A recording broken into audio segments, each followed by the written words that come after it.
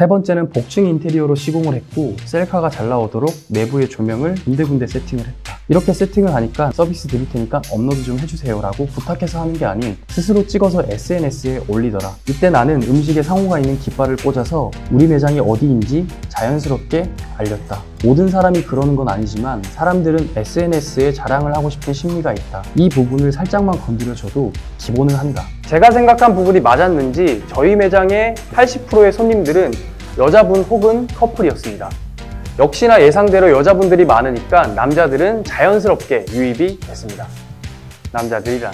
당시에는 페이스북으로 지역 맛집 페이지 그리고 지역 핫플 페이지가 반응이 굉장히 좋았었다. 페이스북에 업로드를 하는 것도 비용을 주고 하면 30만원에서 40만원 정도 하는 걸로 알고 있다. 하지만 단 한 번도 비용을 주고 하지 않았다. 나는 때를 기다렸다. 만약에 생각처럼 안 되면 그때 돈을 주고 하려고 했다. 우리 매장이 단기간에 많은 손님들의 SNS에 업로드가 되었다. 페이스북 페이지를 운영하는 사람들이 구색을 갖추기 위해서인지 손님들이 추천을 해서인지는 몰라도 내 예상대로 어느 순간부터 우리 매장이 꼭 먹어야 할 곳 순위 안에 주기적으로 올라왔다. 그 페이지들은 구독하는 사람들이 굉장히 많아서 자연스럽게 같이 봐야 할 친구를 태그함으로써 우리 매장이 노출이 되었다. 블로그 리뷰는 오픈 초기부터 포스팅을 했고 상위 포지션으로 구색을 갖춰놨다. 그렇기 때문에 사람들이 네이버에 검색을 했을 때 노출이 되어 있었고 사람들이 검색한 게시글을 클릭함으로써 우리 매장은 아무런 비용도 들이지 않고 자연스럽게 연관 검색어에 노출이 되었다. 이런 선순환 구조가 반복되면서 매출이 점점 올라가기 시작했다. 내가 당시에 했던 것들을 지금 와서 생각을 해보면 어떤 창업을 하던 간에 본질은 비슷한 것 같다. 간단하게 정리를 해보면 이렇다. 나는 사람들이 궁금해할 만한 메뉴와 컨셉을 만들었고 입지가 좋지는 않았지만 사람들은 검색을 통해서 스스로 찾아오게 만들었다. 그리고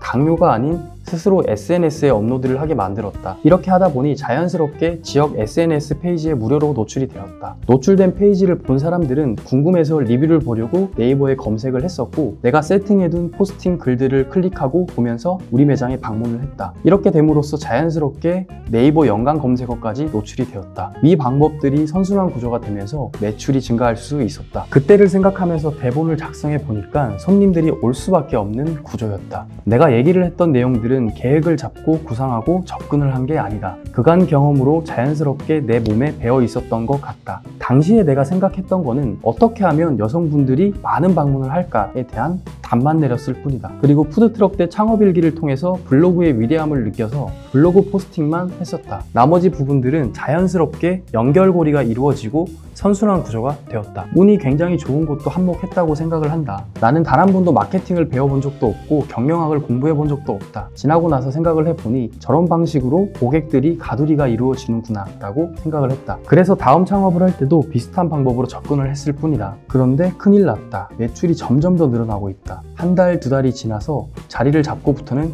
주말 웨이팅은 기본이 되었다. 월 평균 매출은 4천만 원 이상, 그리고 주말 하루 평균 매출은 200만 원 이상이 기본이 되었다. 우리 매장을 한 번이라도 왔던 손님들을 놓치지 않고 가두리하기 위해서 다양한 이벤트도 꾸준하게 했다. 창업에 있어서 가장 중요한 부분이라고 생각을 해요. 신규 유입보다 어려운 게 재방문이라고 생각을 합니다. 고객들이 손바닥 안에서 빠져나가지 못하도록 하는 방법을 항상 고민을 해야 합니다. 우리 매장 알바생의 친구들도 근처에 다른 매장에서 일을 하는 경우가 있다. A급 입지에 있는 매장들의 매출을 물어봐도 테이블 숫자 대비 우리보다 잘 나오는 곳이 많지 않았다. 당시에 저가포차가 굉장히 핫했었다. 메인 입지엔 대부분의 저가포차의 프랜차이즈가 선점하고 있었다. 저가포차의 장점은 가격이 저렴하기 때문에 어린 친구들이 많이 간다. 하지만 단점은 죽 서서 개 주는 꼴이다. 정말 열심히 일하고 남들이 보기에 매출이 높은 것 같은데 남는 게 없을 거다. 박리담회라고 하지만 저렇게 운영해서 될지 의문이 들었다. 그것도 가맹점으로. 저가가 유행한다고 해서 나는 그 유행을 따라하지 않았다. 오히려 유행과 반대로 했다. 무슨 자신감으로? 하지만 예상이 적중했다. 당시 3,000원짜리 안주가 판을 쳤다. 그런데 우리 매장의 메인 안주는 3만 원에 가까웠다. 여긴 뭔데 이렇게 비싸? 라는 생각이 들게 했고 궁금하게 했다. 이 방법은 고객이 방문했을 때 서비스를 굉장히 잘해줘야 한다. 실망하지 않도록. 손님 입장에서 객단가는 상대적이다. 주변에 저가포차가 많을 경우에는 조금만 비싸게 받아도 비싸다고 느껴진다. 그런데 그 느껴지는 빈자리를 다른 서비스로 채워주면 그만이다. 저는 당시에 직접 경험을 하고 느꼈습니다. 사업체의 운영 능력도 매출에 굉장히 많은 영향을 미친다는 것을 알게 됐습니다.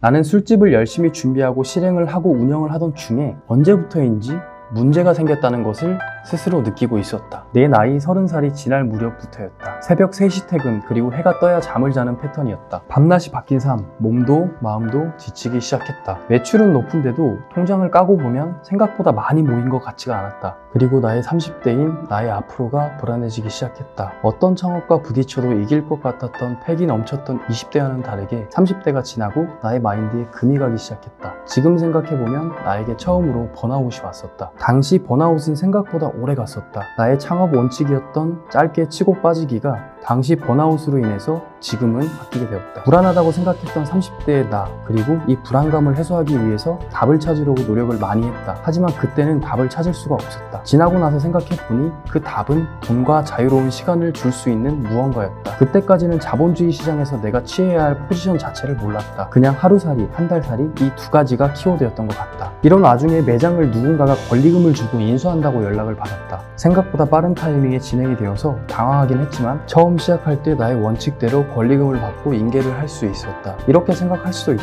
매출도 잘 나오는데 뭐하러 그래? 라고 생각할 수도 있다. 아니, 대부분 주변에서 이렇게 생각하더라. 하지만 사람들은 새로운 것을 선호하고 신생업체가 지속적으로 들어오게 되면 분위기가 한 방에 전환될 가능성이 높기 때문에 그때 빠지려 하면 오히려 힘들다고 생각한다. 당시에 나는 여전히 번아웃이었고 인수를 하는 사람이 나보다 어린 20대 중반이었다. 부모님에게 모든 돈을 지원받아서 시작한다고 얘기를 하더라. 진짜로 개부러웠다. 힘들게 준비했던 나와는 다르게 편하게 시작하는 그 친구를 보고 현타가 제대로 왔었다. 그때까지는 아직도 어렸고 굉장히 부러웠지만 지금 생각하면 지금의 나를 강하게 만들어줬던 원동력이 가난과 던에서 시작이 되었던 것 같다. 가난한 사람들은 둘 중 하나인 것 같다. 내 자식은 이렇게 살게 하지 않을 거야. 지긋지긋한 가난에서 탈출할 거야 라는 생각에 문제점을 해결하는 사람과 그냥 살던 대로 사는 사람, 이렇게 둘 중 하나일 거다. 나는 가난했고 돈돈돈 거리는 집안에서 태어났지만 내 자식에게 이런 소리를 하기 싫었고 대물림하지 않을 거야 라는 목표가 있었고 문제점을 해결하기 위해서 많은 노력을 했기 때문에 지금의 성과가 있다라고 생각을 한다. 그리고 지금은 탈출에 성공을 했다. 2018년 10월 나의 첫 오프라인 매장인 소년아지트는 1년 3개월 만에 마무리가 되었다. 또다시 나는 백수가 되었다. 당시에 나는 카페를 해보고 싶다는 새로운 꿈이 생겼고 오픈을 하려고 자리를 알아보고 있었다. 그러던 중 마음에 드는 건물이 있어서 고민을 하다가 가계약금을 입금을 했다. 다음 나의 매장은 카페인가? 굉장히 기대가 됐다. 그런데 큰일 났다. 정말로 이번엔 큰일 났다. 저의 번아웃을 해결해주고 제가 부동산이라는 자산에 관심을 가질 수 있는 기회가 생겼습니다. 당시에 만나던 친구가 있었다. 그 친구의 아버지가 부동산 경매를 하시는 분이었다. 그 친구를 통해서 나에게 이런 얘기를 해주셨다. 월세를 내면서 임차인으로 들어가지 말고 도와줄 테니 경매로 상가를 낙찰받아서 운영을 해보는 게 좋지 않냐고 얘기를 해주셨다. 그때 처음으로 부동산 경매가 뭔지 궁금해졌고 관심을 가지게 되었다. 나의 20대 창업 스토리는 이렇게 마무리가 되었다. 20대의 나를 돌아보면 쉴 틈 없이 달려왔다. 그리고 지금도 쉴 틈 없이 달려가고 있다. 남들은 이렇게 얘기를 한다. 왜 이렇게 열심히 사냐고.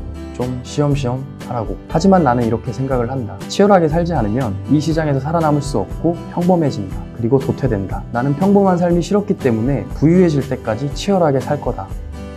그날이 얼마 남지 않았다.